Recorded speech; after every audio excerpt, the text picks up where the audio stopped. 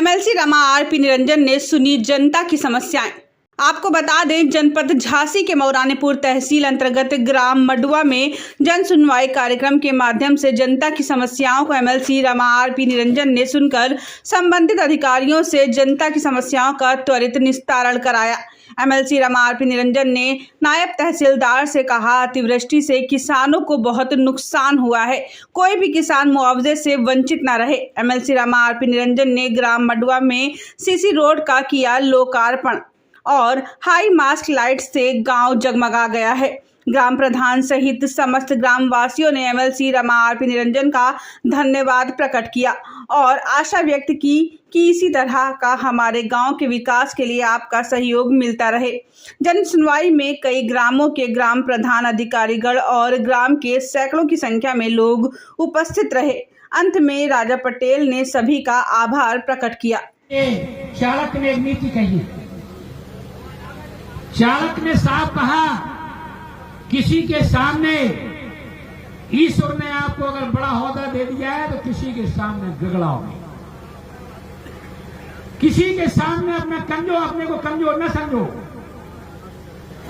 किसी उस आदमी से दोस्ती न करो जो बगल में बैठकर कैसी चलाता हो, उससे दोस्ती न करो। चालक ने कहा है कि आपको अगर धनवान बनना है, समस्याओं से समाधान करना है तो धन का खर्च उतना करो जितनी आपकी चद्दर पसली हो। इसलिए चालक नीति है जिनकी वजह से पूरे संसार चल रहे थे। आपके गांव में एक बाहर आ गई है, लोग कहते हैं साहब तेरें बंद हो गई।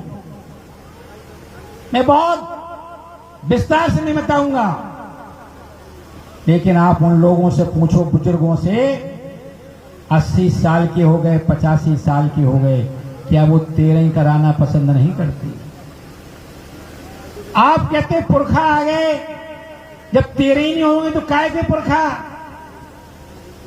किस प्रकार का संस्कार?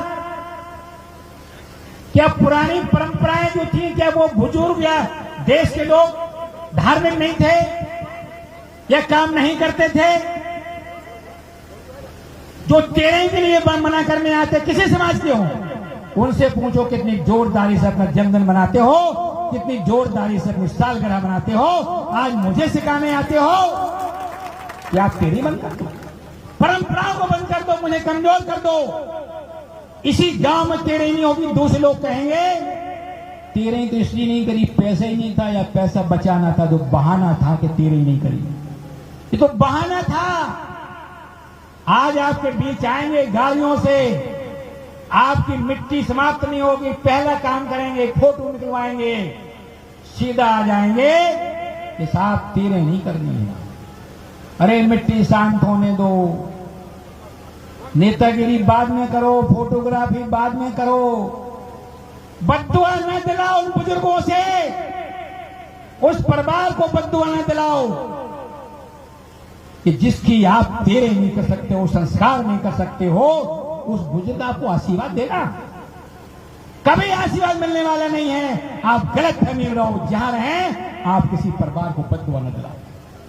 अरे आपको गुंजाइश नहीं है, बढ़िया पूरी भट्टा बनवाओ। कौन कहता है 56 भोग बनवाओ, मालपुआ बनवाओ? कौन कहता है बड़े बड़े गिफ्ट दो पंडितों को? अरे छोटी सी गिलास दे दो, पूरी भट्टा कराओ, लेकिन संस्कार तो करो। कल के दिन कहोगे तो 80 साल के हो गए, इनका क्या इलाज कराना, मरना तो है, क्यों फिक्र करती करो? कल के दिन इसमें आ जाओगे, आप सब लोगों को समझाएंगे कि मेडिकल में बाप पड़ा हुआ 80 साल का, क्या को पैसा खर्च कर रहे हैं, उसको मन नहीं है।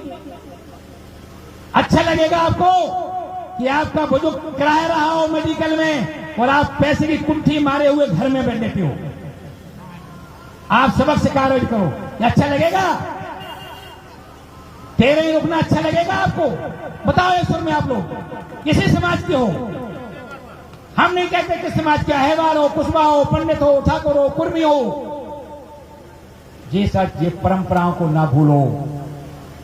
हमारे बुजुर्ग बेवकूफ नहीं थे, इस देश की परंपराएं बेवकूफ नहीं थी। एक दिन कहोगे कहां है भगवान, किसने देखा भगवान को, वो भी आप आ जाओगे। काय के भगवान किसी ने देखा? लेकिन अदृश्य शक्ति, अदृश्य शक्ति है। अगर अदृश्य शक्ति नहीं होती, जितने लोग बैठे हो सबकी अकल सकल है।